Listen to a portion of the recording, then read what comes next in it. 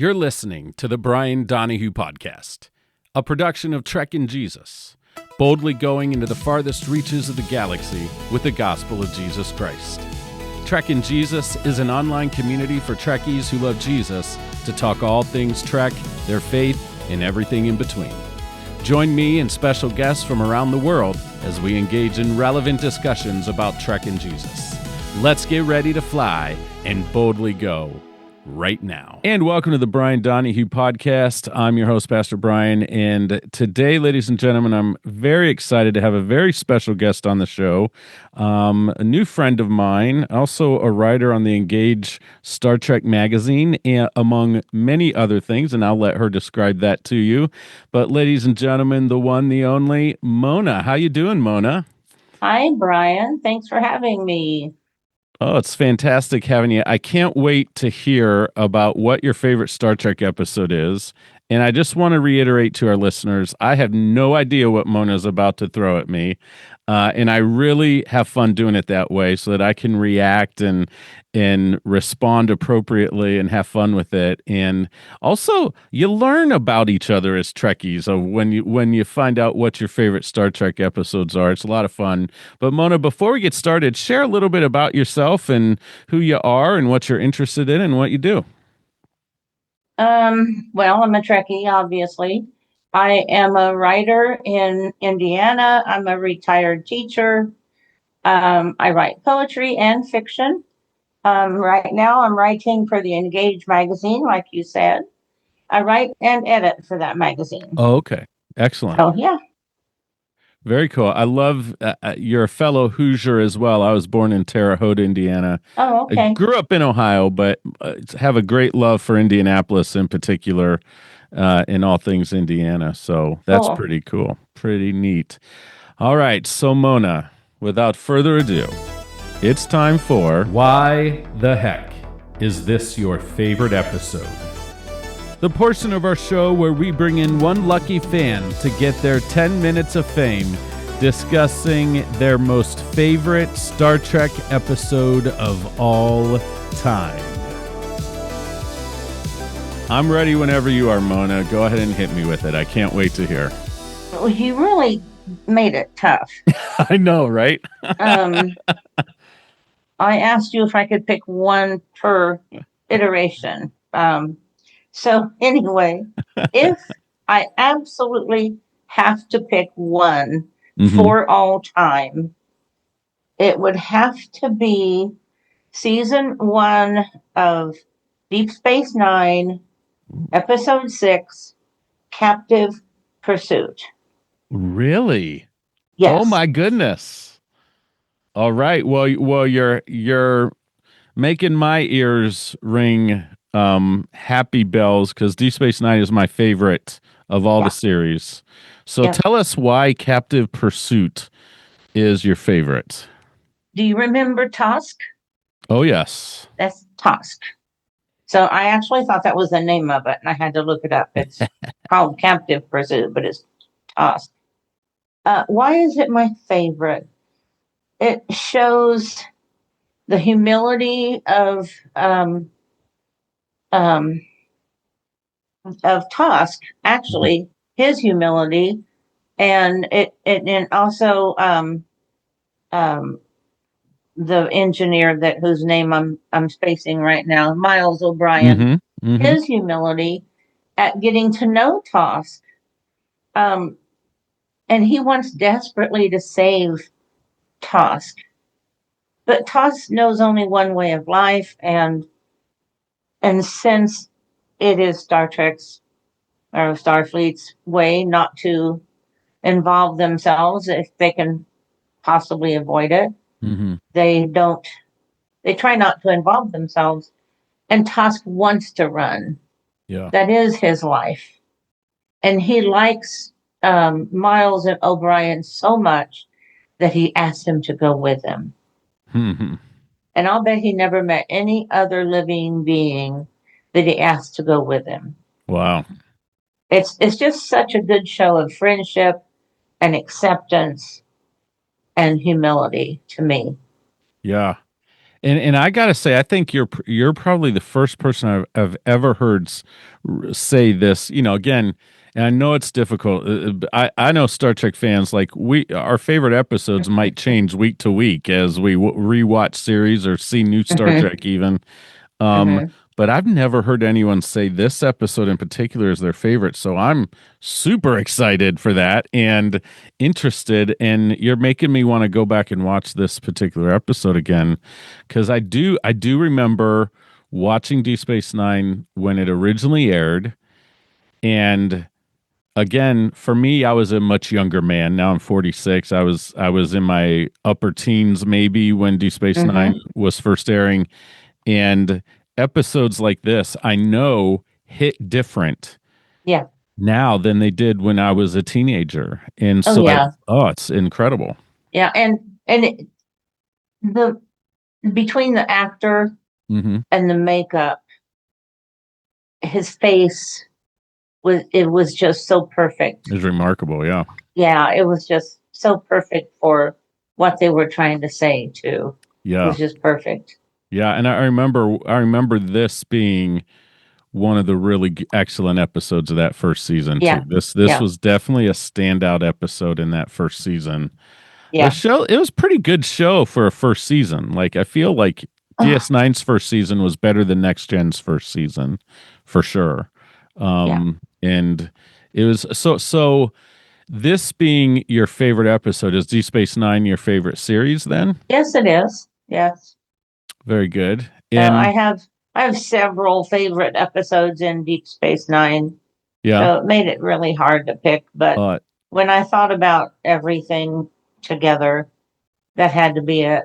yeah, I love it. I love it. So did you watch Deep Space Nine originally, the whole run, or were you like later? Like, were you like a lot of next gen fans who's like, this isn't Star Trek, or where's the ship? You know, where's the No, exploration? Or no, I was a latecomer to all of them. I watched most of them in reruns. okay, cool, The only one I did not watch in reruns was the original series. okay, No, I'm sorry, the animated series. I actually gotcha, watched gotcha, most of the original series in reruns too, okay. but I watched most of the animated series live, Oh, and I so guess you would interesting. say live. Yeah, yeah, yeah. I got you. I got you. Yeah, yeah, So you have some honorable mentions too, I do. and so what are those? I can't wait. Have you watched the animated series? Yes. Well, everybody's favorite in the animated series is also mine. It is Yesteryear Okay. when Spock goes through um, the Guardian of Forever Yep. and he meets his younger self. And ever since Discovery, I call that Guardian of Forever Carl. Um, so, yeah. And the other one is Prodigy Enterprisians. Oh, I haven't watched that one, I don't think. Well, if you have uh, Prodigy media, you can watch it, or I think it might be on some channel somewhere that you pay. It's Right, not right. on streaming anywhere anymore. What a shame. I know it is wonderful. Wow. So, yeah, that show of all the I don't know. I just who knows what's going on with Paramount Plus like for real and what's happening, but Prodigy is one of those shows where you just go, what the heck were they thinking for real? It was so good. It was Yeah, such a great crossover for kids and adults like to yeah, enjoy. It was so well done. The animation was fantastic. The characters yeah. were great. I don't understand it. I don't either. And when I was trying to figure out some of my favorites, I was reading a little bit about this episode, and evidently people had been talking about wanting to make a show about the Enterprisians for like 30 years. Wow. Okay. So, yeah, and it's on Wow. Prodigy. Yeah. Amazing. Amazing. Well, I'm going to ask you now because now that we're Deep Space Nine friends, Hmm. what are some of your other favorite episodes from Deep Space Nine? Well, I'm known for not knowing titles unless I look them up. That's okay. So, That's okay. okay. So, the one where they go back to the town where they live in the cities, and Cisco becomes the like guy. Bell, right? Yeah, The Bell Bell. riots and Yeah, past tense. that one. Yes. Yeah, Yes. Excellent. and also, of course, the one where he's the writer. Yeah. Far beyond the stars. Yep. Yeah, yeah, Superb. that one. I love the one where he's. It's just where they're trying to get the Romulans in the war, Mm-hmm. and he has to do what he has to do. Yeah. Okay. In the pale moonlight. And Yep. Garrick is involved, who Yep. I absolutely adore. Yes. Um, so yeah, those are some of Those my favorites. But really I good. I, I also love where he goes out on the golden ship with his son. Yeah. Oh my goodness. Yeah. Oh, explorers. Mm-hmm. You, Mm-hmm. Mona, you're listing some of my favorites too. That's See, I don't remember titles, but I remember the yeah. shows. And I would say I'm not far behind you, but you just listed some that I happen to know if I'm being Yeah, totally honest. But explorers is ones I have always said I that father son connection that Jake Sisko had with his father Benjamin, and the way those two actors played that was just it. I loved it as a teen. I love it yeah, as a father now. Um, is the it's best. beautiful. That episode was just beautiful. Explorers was just Yeah, a very simple but beautiful story. yeah, it was, and of course at the end when Nog has to go through getting his leg taken care of, and Yeah, he's in PTSD. That was yeah. also Oh my really goodness. good. Very good. I hope that through people like you and me, Mona, we can continue to point people to D Space Nine and how rich of a show it is, how deep Yeah, its characters were, and how involved they were, and all the incredible storylines that they D Space Nine, in my opinion, did the best at coming back around to stories and yeah. keeping those things going. And of course, it was a little ahead of its time in how it told stories, right? Like it did a whole you had the whole season though, Dominion War, Mm-hmm. that it wasn't just a one-off story each episode eventually. Right. It certainly started out that way, but yeah, I love telling people about Deep Space Nine because and it still looks good too, frankly, to me. Like it Yeah. still looks um maybe not quite like this. It's not like the Star Trek we have now. That they've definitely made that look super modern, but I'm not afraid to have people go back and watch that show. Oh Um, no, no. It's how can you make improvements on that station? yeah, yeah, yeah. It's beautiful. Mm-hmm. It's beautiful. What one time I'll tell you this story real quick. I don't think I've shared this on the podcast. But did you ever get the opportunity to go to Vegas and see Star Trek: The Experience? No, I wish Uh, I had. I got to once tag it onto one of my wife's business trips, I think, to Uh, Vegas. And I'm like, we got to go to this. And it was towards the tail end. So it was looking a little old and run down. You know, it didn't look quite as crisp and new as I'm sure it did mhm. when it was in its heyday. But, you know, they had the promenade based off of Deep Space Nine. Right. And I remember walking into that, and we went at a very non-busy time. There was hardly anybody there. It was during the day. I think there was a lot of school still happening. That was before my wife and I had kids, and uh, so we got free reign. And there are a few character actors still walking around and stuff. But Wow. I remember just walking through that, and then sitting in Quark's bar to have lunch and interacting with the characters and stuff. And I think that is the moment when I realized that Deep Space Nine was my favorite. Mm-hmm. In Star Trek The Experience, watching, walking around that place and seeing this, I love Next Gen a lot. That's what made me a Trekkie. I love the Mm-hmm. original too. Voyager was fine, Enterprise was fine, but Deep Space Nine just has a very special place in my heart, and I'm glad Yeah. it does in yours too, Mona. Yeah. I love them all as well, and I love the new ones too. Mhm. I love Discovery. But yeah, Deep Space Nine. The more I watch it, the more I love it. Yeah, yeah. I think it was so deep. You continue to see things you didn't see, or Oh yes. again, as you get older, you mature, you learn more about Mhm. life, and maybe you learn what you don't know about Yes. life as you get older. Deep Space Nine is just a show that you can just keep learning from, and just enjoying too, even just for entertainment's sake. So. Yes.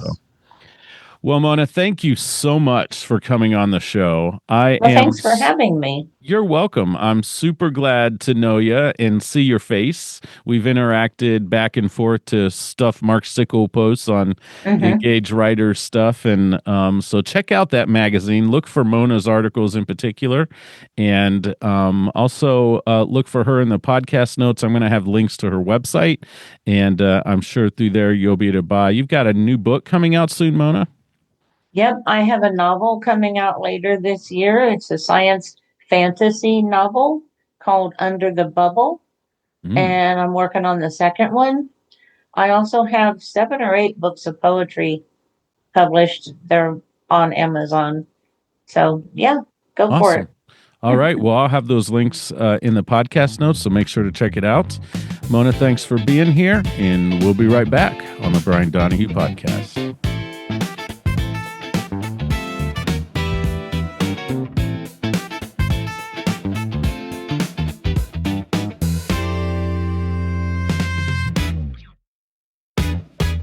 Hey guys, it's Pastor Brian, and I want to share a story. It's a kind of Star Trek story, kind of. It involves someone from Star Trek and myself. We were at Trek Long Island, the big sci-fi podcast, and myself, and I can't remember if it was the first year or the second year we were there, and the first or second year of the conference itself. I think it was the first year, but Robin Curtis was there. And I was so excited to meet her. I always loved her as Saavik in Star Trek III, The Search for Spock, and for The Voyage Home. And just super pumped to be there with my friends and my other families, Chris, Steve, and Adina. And lo and behold, as we're walking into the hotel, who is walking out? None other than Robin Curtis herself. Amazing woman, beautiful woman. Highly entertaining to listen to. And what does this guy say when he sees her? Eyes wide open, mouth agape. Hey, hey, hey, hey. And that was it. That's what I said to Robin Curtis first time I ever met her. Later on, she came to our podcast and did an episode, guested with us, and it was fantastic. One of my favorite all-time episodes. She's got some fantastic stories about Star Trek, her experience with Star Trek, and just her life. She's a really interesting person. But I'll never forget that first encounter where I, like some crazy idiot, can't say anything but, hey, hey, hey, hey. And that's what I said. And that's all I got with her that whole weekend was, hey, hey, hey, hey. Have you ever had moments like that in your own life where you are excited for something, but then that something comes around and you're like, oh, I really blew that. Maybe it's a game of some ball game of some kind. It could be an event. It could be a test that you prepared for and you're ready for and psyched out about and really tried your best to be ready for, and you just didn't do as well as you wanted to. Well, that was me that day at Star Trek Long Island, and I'll never forget it, and my podcasters won't let me forget it, and I keep telling the story because it's a great story. But what I really want to share with you is that sometimes in life, things just don't work out the way we want it to. Sometimes we embarrass ourselves. Sometimes we fail. We just fall flat on our face and we make mistakes. Or sometimes we don't even show up, right? Sometimes we fail by just not showing up. We quit or give up. And today I want to encourage those Trekkies out there that there is hope for you. I want to encourage those Christ followers out there that there is hope for you. Do you know who could have given up and by the world's standards probably should have? The Apostle Peter. That's right, the Peter I'm talking about from the Bible, the guy who walked on the water for a brief moment when Jesus called him out, the dude who Jesus called the rock I will build this church upon. Yeah, that Peter. And he messed up big time. He was a knucklehead through and through. He said some things and did some things that you just go, Pete, man, don't you understand who you're talking to? Don't you understand? Don't you understand, right? Just like anybody can say to us at any time as well for different situations in our lives. Well, Peter, we see the night of Christ's arrest, betrays Christ 3 times, and Jesus is right there. Peter is close to where he is being questioned illegally by the Pharisees, and Jesus actually hears and sees him deny him 3 times, just like Jesus predicted he would, even after Peter said, I will die for you. And you know who showed up to the tomb after betraying Christ? Do you know who showed up? It says that Peter was one of the ones running to the tomb. Peter was ready for Jesus. He betrayed him. He made some big mistakes, but he still showed up. And then later on, as they decide to go fishing, Jesus has appeared to them off and on and to various different people after his resurrection. And they're fishing, and they realize it's Jesus at the shore, and there's a fire, and there's fish there burning on the fire, getting cooked. And Peter jumps out of the boat and goes towards Jesus. I mean, he betrayed the dude. He let him down big time. And he can't wait for the boat to get turned around. He's got to go be with Jesus right now. And Jesus says, ask Peter 3 questions. Do you love me, Peter? And each time Peter said, yes, you know I love you. And Jesus said, well, then feed my sheep. Jesus was repairing everything in Peter's heart that had been lost because of his betrayal. Jesus wasn't just asking Peter if he loved him. Jesus was actually telling Peter that he loved him, and he still had a plan for him. So even if you mess up big time or little time, hey, you still get opportunities. Robin Curtis still came on our podcast. We had a great time. It was awesome. We oftentimes in life get second chances. Not always. It may not seem that way, but if you look for it, I think most of the time, even people are willing to give us second chances. And that's a beautiful thing. So seize the day. Take advantage of those second chances in your life. Don't beat yourself up when you make mistakes too hard. Learn from them and use that frustration you feel, and maybe that shame or maybe that disappointment and embarrassment for good. Turn that into actionable change in your life. And while you're there, ask God to help you do better next time. This is Brian Donahue. This is the Brian Donahue Podcast. All I have to say to you wonderful listeners is, hey.